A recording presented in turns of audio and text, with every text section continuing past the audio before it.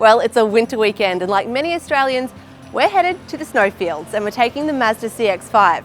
Driving in Alpine conditions can present some unique challenges. So to help you get the most out of your trip, here's our top 10 tips for driving to the snow.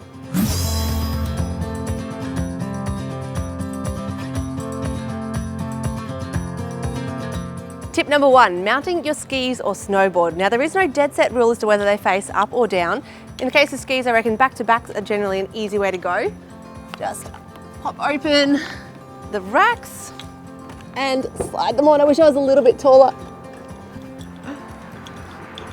Make sure they're straight, then lock them down and secure them with a key as well. Now if you do want to give your bindings a little bit of extra protection from the elements, you can wrap them in masking tape. That'll help stop rocks, bugs and grime getting in.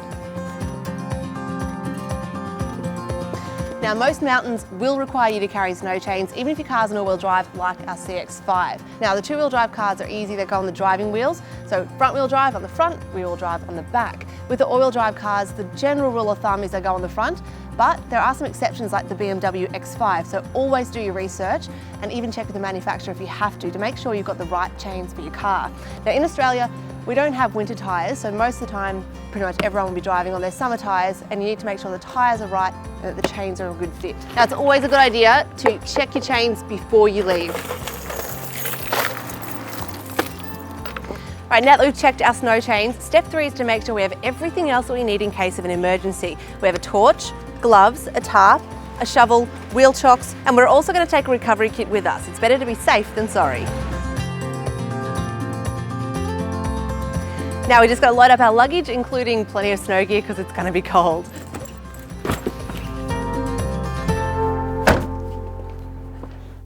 It never hurts to give the car a quick once-over too. Make sure you check your wiper fluid at antifreeze if you need, and make sure your coolant levels are okay. Take a look at your tyre tread and check the air pressure in your tyres, and don't forget your headlights and your indicators. This is just a simple check at the service station, but if you are concerned, you can always book your car in for a safety checkup before you go. Everything's good with the CX-5, so off we go.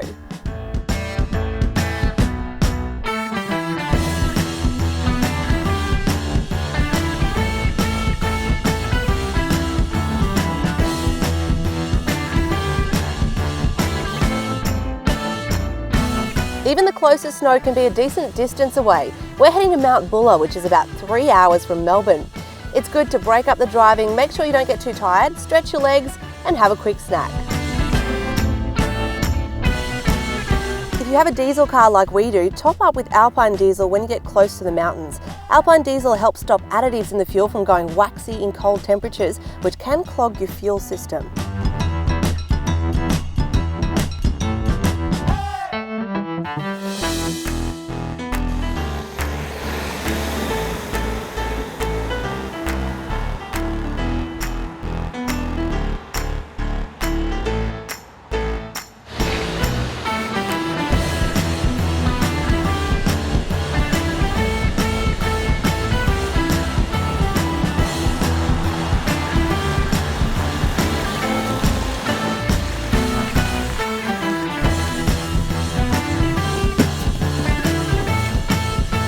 Though you absolutely must carry your snow chains, there's a pretty good chance you're not going to need them, especially when you're in an all-wheel drive.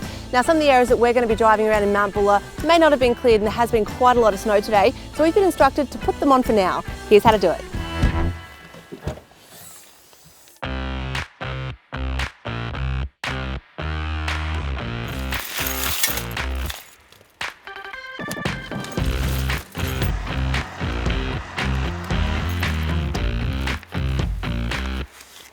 All right, and there we go. This will automatically tighten as you start to drive.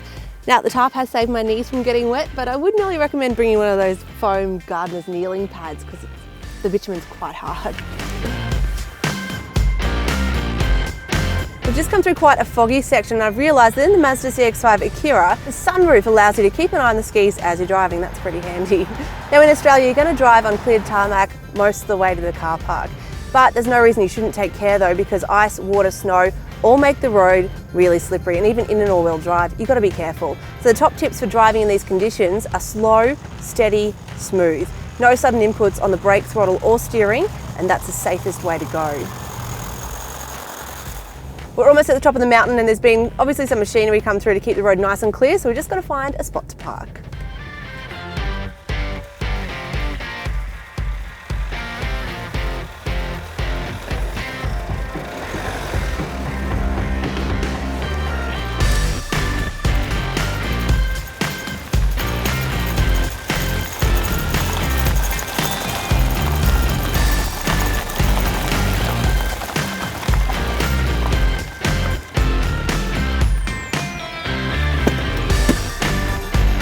Okay, one of the things you need to remember if you're parking your car for a couple of days like we are, best to leave your handbrake off. It's Australia, not Antarctica, so it's unlikely to get that cold, but all you need to do, pop it into park, turn it off, leave it at that.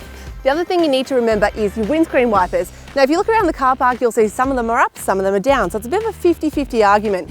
Again, it rarely will get cold enough for them to actually freeze through the glass if you do leave them down, but if you're expecting a lot of snow, best to put them up just to be safe.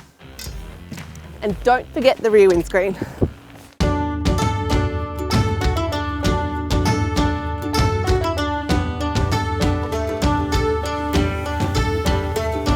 Tip 8.5, get out there and have fun. Explore the Mount Buller village, have a go at snowboarding, and we were also lucky enough to catch a sled dog race. It's been a great weekend. We're tired and sore, but had a fantastic time. Before heading off, clear all of the snow from your car roof and glass. Don't put hot water on cold windscreen to melt ice, it can crack it. Just run the heater in the car and the demister. It's illegal not to remove snow from the roof, so make sure you don't skip this step. It makes it safer for you as well as for other road users. Make sure you warm the car up for a few minutes and check that everything works and feels okay. It's a great time to try out those heated seats too.